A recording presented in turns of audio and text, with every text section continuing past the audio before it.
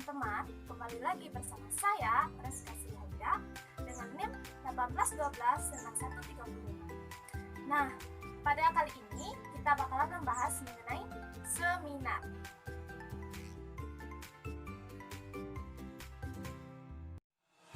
Nah, sebenarnya apa sih itu pengertian seminar? Seminar berasal dari istilah Latin yaitu semen yang artinya biji atau benih, sehingga seminar dapat diartikan sebagai tempat benih-benih kebijaksanaan disebarkan. Kartika pernah mengatakan secara terminologi bahwasanya seminar ini merupakan suatu kegiatan penyampaian suatu karya ilmiah yang berupa ilmu pengetahuan dari seorang akademisi yang dipresentasikan kepada peserta seminar agar dapat mengambil keputusan yang sama terhadap suatu karya ilmiah antara sumber dengan peserta. Nah, selanjutnya yaitu seminar pendidikan.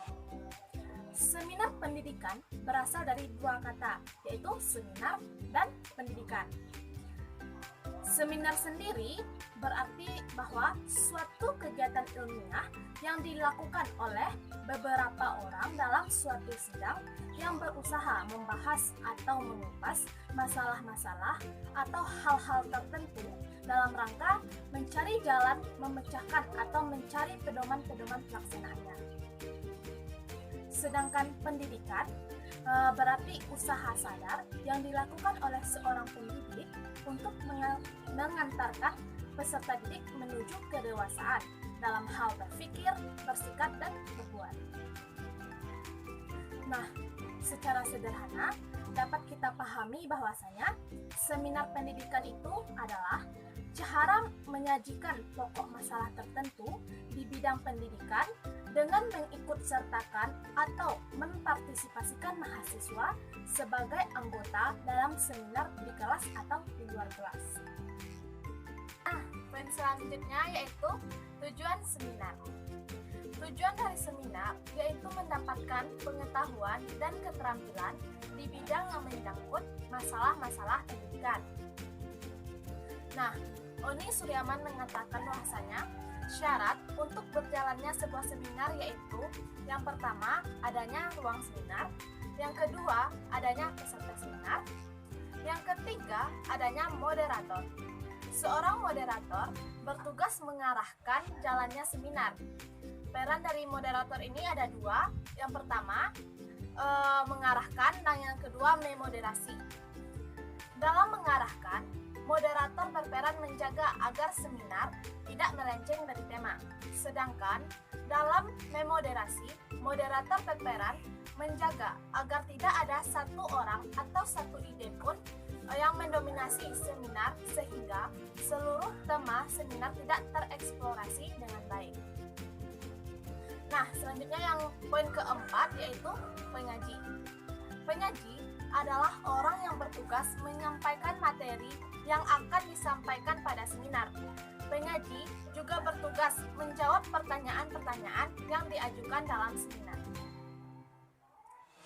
Nah, poin selanjutnya itu bahan. Bahan yaitu pokok-pokok atau masalah-masalah di bidang pendidikan yang biasanya diseminarkan. Misalnya, problem profesionalisme guru, problem kurikulum pendidikan, problem peserta didik, maupun problem metode pembelajaran.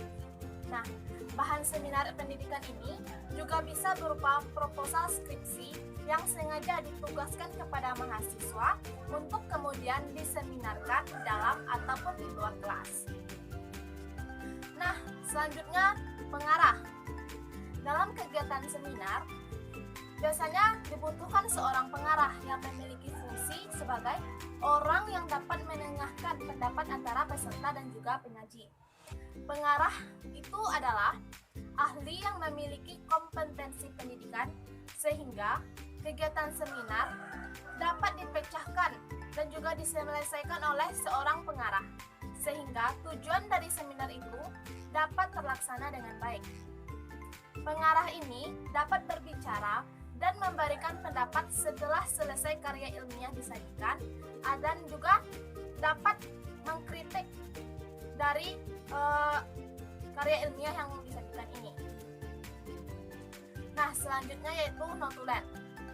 Notulen adalah orang yang diberi tugas dalam seminar untuk membuat catatan singkat tentang jalannya seminar. Dan juga dia berfungsi sebagai merangkum isi secara tertulis dari seminar tersebut. Selanjutnya kita masuk kepada fungsi seminar. Putra pada tahun 2017 mengatakan bahwasanya fungsi seminar adalah untuk menyampaikan suatu gagasan atau pemikiran baru yang digunakan untuk dapat memecahkan suatu masalah. Seminar pendidikan ini juga berfungsi sebagai media komunikasi untuk saling memberikan andil pengetahuan dan bertukar pengalaman. Selain itu juga tempat ilmuwan untuk mengidentifikasi masalah, mengembangkan rencana dan metodologi penelitian, dan tempat ilmuwan memikirkan cara bagaimana menerapkan hasil penelitiannya. Nah, kelebihan dari seminar ini yaitu yang pertama, membangkitkan pemikiran yang logis. Yang kedua, mendorong pada analisis menyeluruh.